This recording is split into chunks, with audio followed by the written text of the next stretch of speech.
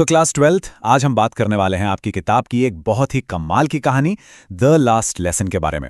ये आप कह सकते हैं सिर्फ एक कहानी नहीं है, ये हमें भाषा, हमारी पहचान और हमारी आज़ादी के बीच के गहरे रिश्ते के बारे में बहुत कुछ सिखाती है। कहानी का जो बैकग्राउंड है वो है फ्रांस प्रशिया युद्ध का समय, और ये हमें एक बहुत ज़रूरी बात याद दिलाती है कि अक्सर हम किसी चीज़ की असली कीमत तब तक नहीं समझते जब तक वो हमारे हाथ से जाने नहीं वाली होती। और सच में यही सवाल तो इस पूरी कहानी का दिल है ना? जरा सोचिए, वो कौन सी चीजें हैं जिन्हें हम रोज इस्तेमाल करते हैं पर उनकी कद्र नहीं करते? शायद हमारी अपनी भाषा, हमारी संस्कृति, हमारी आजादी। ये सब हमें तब तक बहुत मामूली लगती हैं जब तक कि इन्हें हमसे कोई छीनने ना आ जाए। तो कहानी का जो मेन कैरेक्टर है वो है एक छोटा सा लड़का फ्रांस, और कहानी शुरू होती है एक बिल्कुल आम सुबह से। फ्रांस स्कूल के लिए लेट हो चुका है और उसे डर है, बहुत डर है अपने टीचर एम हेमेल की डांट का। लेकिन डर की एक और बड़ी वजह है, आज पार्टिसिपल्स पर एक टेस्ट होने वाला है। जानते हैं ना, ग्रामर का वो मुश्किल सा टॉपिक। और फ्रांस को उसके बारे में सच कहूं तो कुछ भी नहीं पता, एक शब्द भी नहीं। तो अब फ्रांस के मन में एक लड़ाई चल रही है। एक तरफ तो बाहर का मौसम इतना अच्छा है, इतना सुहावना, पक्षी चहचहा रहे हैं और उसका मन कर रहा है कि स्कूल छोड़कर बस बाहर घूमता रहे। पर उसी खूबसूरत नज़ारे के बीच एक डरावनी सच्चाई भी है। आरा मशीन के पीछे प्रशिया के सैनिक ड्रिल कर रहे हैं मिलिट्री एक्सरसाइज। ये एक तरह की याद दहानी है कि उनका इलाका अब आज़ाद नहीं, कब्जे में है। खैर, फ्रांस जैसे तैसे स्कूल पहुंचता तो है, लेकिन वहां पहुंचकर वो हैरान रह जाता है। क्यों? क्योंकि स्कूल आज वैसा बिल्कुल नहीं है जैसा रोज होता है। आमतौर पर तो स्कूल में सुबह सुबह खूब हंगामा, खूब शोर शराबा होता है ना? डेस्क की आवाजें, बच्चों का एक साथ लेसन दोहराना। पर आज सब कुछ इतना शांत है जैसे कोई संडे की सुबह हो। और ये जो अजीब सी खामोशी है ना, ये फ्रांस को बता देती है कि आज कुछ तो बहुत अलग है, कुछ तो गड़बड़ है। और ये अजीब सिलसिला यहीं नहीं रुकता। फ्रांस नोटिस करता है कि उसके टीचर एम हेमेल, जो हमेशा इतने सख्त रहते थे, जिनके हाथ में हमेशा रूलर रहता था, आज वो बहुत शांत और दयालु लग रहे हैं। और तो और उन्होंने अपने वो खास कपड़े पहने हैं जो वो सिर्फ इंस्पेक्शन या प्राइज वाले दिन ही पहनते थे। पर सबसे ज्यादा हैरान करने वाली बात तो कुछ और ही थी। क्लास की जो पिछली बेंचेस हमेशा खाली रहती थी, आज वहां गांव के बड़े बुजुर्ग लोग बैठे हुए थे, चुपचाप। अब तो फ्रांस का सिर ही चकरा जाता है कि आखिर हो क्या रहा है। तो सवाल ये है कि इस अजीब सी खामोशी की वजह क्या है? ऐसा क्या हो गया है कि स्कूल से लेकर गांव तक सब कुछ इतना बदल गया है? इस सारे सस्पेंस का जवाब एम हेमेल की एक घोषणा में छिपा था, एक ऐसी अनाउंसमेंट जो फ्रांस की दुनिया हमेशा के लिए बदलने वाली थी।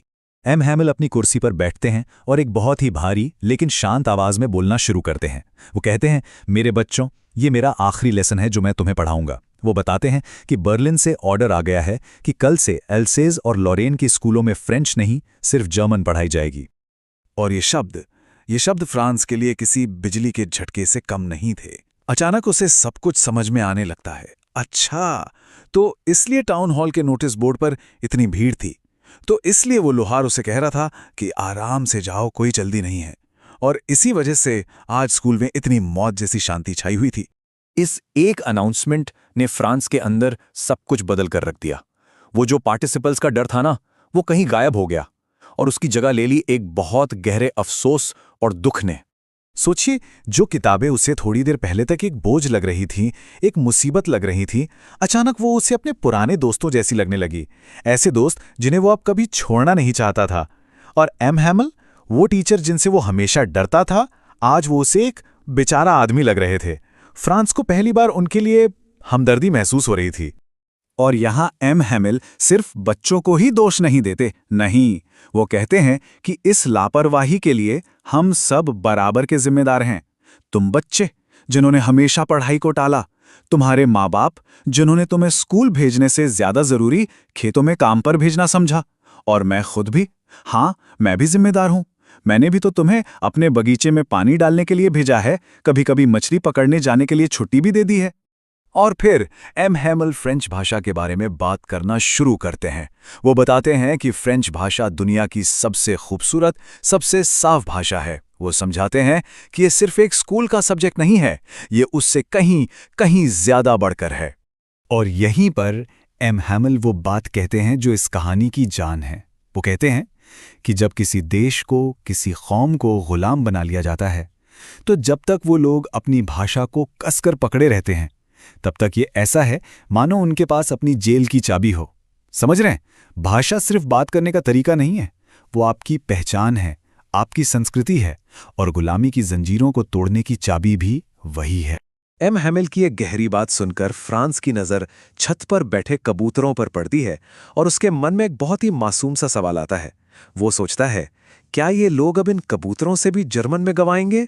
अब ये सवाल सुनने में भले ही बचकाना लगे, पर इसका मतलब बहुत गहरा है।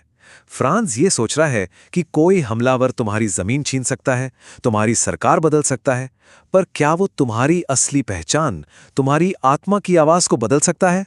नहीं। ठीक वैसे ही जैसे वो कबूतरों को उनकी अपनी बोली में गुठरगू करने से नहीं रोक सकते। अब कहानी अपने सबसे इमोशनल, सबसे क्लाइमैटिक मोड पर पहुंच रही है। क्लास का एक एक पल, एक एक सेकंड अब बहुत कीमती हो चुका है। सबको पता है कि ये आखिरी बार है। और फिर चर्च की घड़ी में 12 बजते हैं। दोपहर की प्रार्थना की घंटी, यानी एंजलस की घंटी बजने लगती है। और ठीक उसी पल खिड़की के नीचे से प्रशिया के सैनिकों की तुरहियों की आवाज गूंजती है। वो अपनी ड्रिल से वापस लौट रहे हैं। ये आवाज एक ऐलान है, उनकी जीत का और फ्रांसीसी भाषा और संस्कृति की हार का। एम हैमिल अपनी कुर्सी से खड़े होते हैं। उनका चेहरा एकदम पीला पड़ चुका है। वो कुछ बोलना चाहते हैं, शायद आखिरी अलविदा, लेकिन दुख और इमोशन से उनका गला भराता है।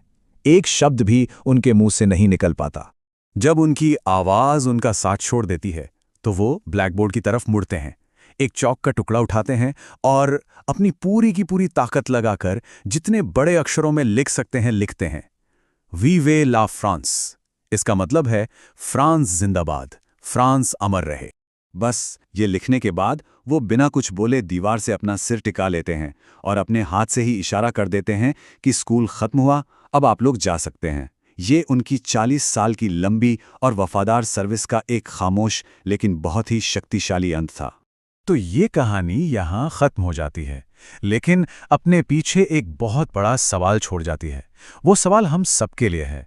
हमारी अपनी पहचान की ऐसी कौन सी चाबी है जिसे हम बहुत ही फॉर ग्रांटेड लेते हैं? क्या वो हमारी भाषा है, हमारी संस्कृति है, या कुछ और? हम में से हर कोई शायद किसी न किसी चाबी को तब तक नजरअंदाज करता है जब तक उसे खोने का खतरा हमारे सर पर नहीं आ जाता। सोचिएगा जरूर।